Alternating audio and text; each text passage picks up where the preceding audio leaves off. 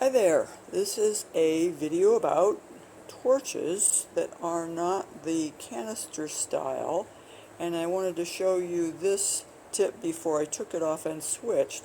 This is my Smith little torch with a real long rosebud tip. I don't know if you can see that, but it's got little holes in it up there. Let me zoom in on that. It's a rosebud tip. And I don't really like this long length. My original one was short like this. You may not have an option. Somebody may have customized this, I don't really know. But I'm going to light it up. I use acetylene and oxygen on this, and it's dirty, but it's good, it's hot. I'm just adding a little bit of oxygen and acetylene at the same time. See how this is yellow? See that flame is very, very yellow? That means it's a reducing flame. It's got lots of gas in it. And as I bring up the oxygen, let's see if I can get this so you can see it very good. You see how it becomes more of a tight, you can see all the little cones in there. That's more of an oxidizing flame. And this can get a whole lot bigger by turning up more. And you can hear it. If you can hear it over my swamp cooler. That's a big hot flame. I have to be careful not to burn something here. But for our purposes today, I'm turning these both down a little bit at a time. You need to get comfortable with your torch so that you can turn things up and down and adjust it on the fly. But for today, if you're going to be using it for fusing and you have this option, I would use a flame that looked like that. Let me zoom in here and show you on a piece of copper, maybe a little bit less orange. And I would bounce the flame off the block onto the piece and then concentrate. Once I got it hot, then I can concentrate over the piece. See how hot that's getting and how quickly. Okay, so that's that kind of torch, and I'm going to turn it off. You turn off the oxygen first and then the acetylene. I'm going to zoom out. And I'm going to pause here and change the tips to a regular 6 or 7. Okay, this is a 6, and that's probably about as small as I would use. Let me show you. I just screw that on there like that and make sure it's going in the right direction before you tighten that down.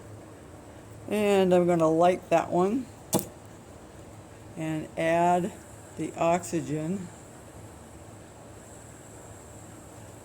My regulators change a little bit for a while until they settle down. They probably need to be rejuvenated at the regulator repair shop, but they work okay. I just have to live with a little bit of a adjustment. Okay, that's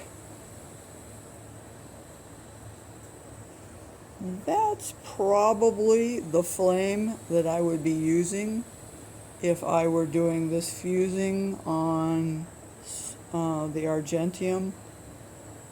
It's bushy, but really pretty hot. It's a lot hotter than the butane can.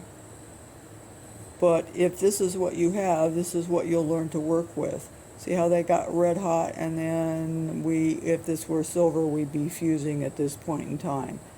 But that's what the flame would look like. Not a tight little flame like this. That's too hot and too pinpointy. We want a softer flame, but not a lot of yellow. We don't want yellow in it like that. We want, just bring the oxygen up until we lose that orange. See that orange? and I bring the oxygen up until that orange leaves, and it's now, in the camera it looks, this part looks kind of white.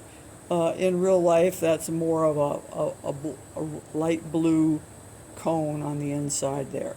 So I'm going to pause here and switch to a different kind of torch. Okay, I'm back. This is a Silversmith torch, and a lot of you have these and you like them. It's acetylene and ambient air that sucks through these little holes right there. I personally don't use this, and I don't feel comfortable with it, so forgive me if I'm a little clungy with it, because I just I don't find it wonderful. But when you're used to it, people can do all kinds of little things. I put a number 1 on there. I have all these tips from tiny to giant, but I don't find them as hot. And anyway, that's just my own personal prejudice. I'm going to light this, or I'll try to light it. Well, I have to fill the hose with gas. I haven't had this in use for a long time, so let's see if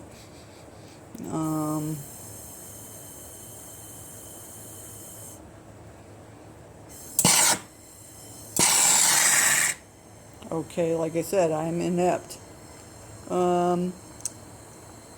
I don't see that you have tons of adjustment with this. That's like max, and that's about ready to go out right there. So for this project,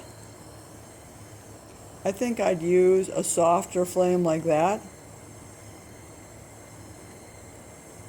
Now, if you use this torch all the time, you may find the tip that's best for you for this.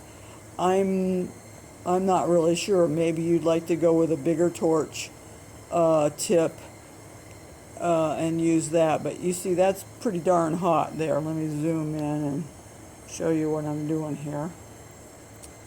But I think that would work good compared to this guy. You know, compare, let's see if I can do it. I don't think it would be safe for me to do a torch in each hand, so let me turn this off.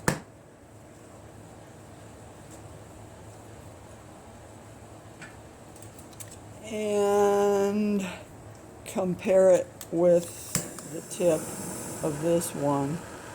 See how this is bigger?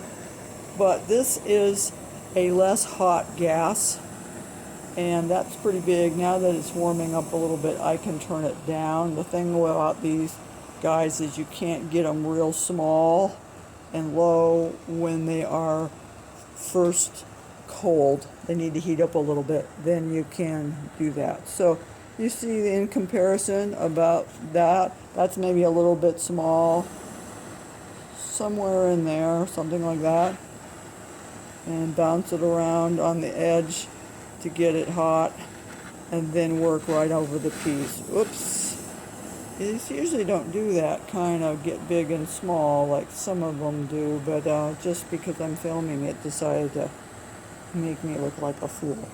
Anyway, that's what I have for now. I hope that helps you a little bit. Bye.